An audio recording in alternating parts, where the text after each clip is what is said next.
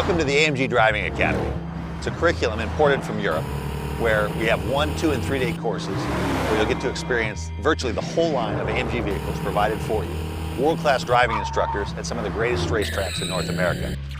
Hi, I'm Tommy Kendall, 4-time Trans Am champ and host of Test Drive on Speed Channel. Welcome to the AMG Driving Academy.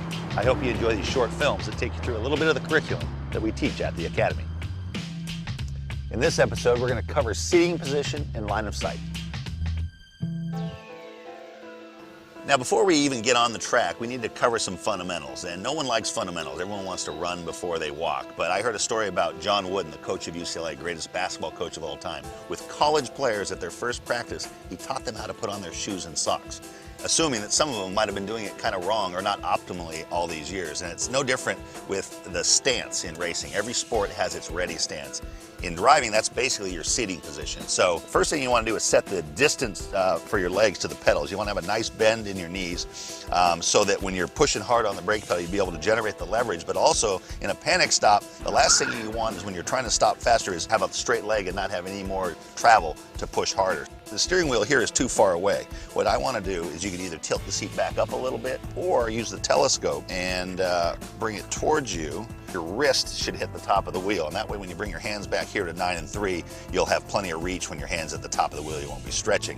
When your hands are up here, they can kind of be a pendulum, whereas when they're down here at 9 and 3, it's more of a push-pull. And you'll notice you never have to take your hands off the wheel, and you know where straight is again. When you get into a big slide, sometimes a tank slapper is caused by the person not knowing where straight ahead is, and by never keep taking your hands off 9 and 3, you never have to worry about that.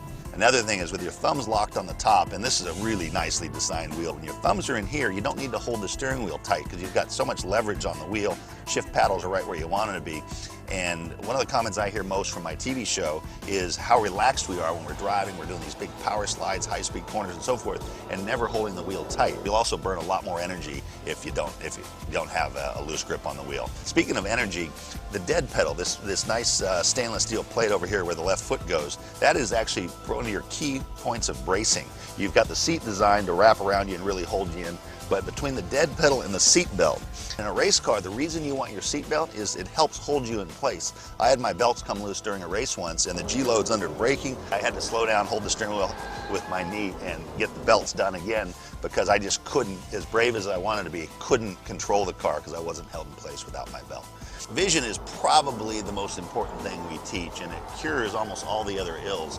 Not only do you have to have an unobstructed view, that seems fairly obvious, but what you do with your eyes is really, really important. And if I see a driver making lots of little corrections, I know they've got low eyes. They're looking too close to the front of the car.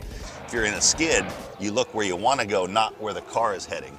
We call that looking towards hope, not towards reality. Without doing anything else, the #1 way to improve your driving, if you get your eyes up, you get the information sooner, you tend to smooth out all your inputs. And it's, again, that's a habit that has to be developed because when the adrenaline goes up, the eyes go down. And so it's really something you have to work at.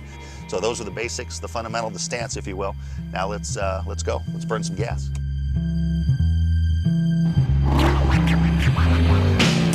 As if you didn't know, all the content was filmed on a closed course by professional drivers. Do not try this on public roads. Always wear your seatbelt and drive responsibly.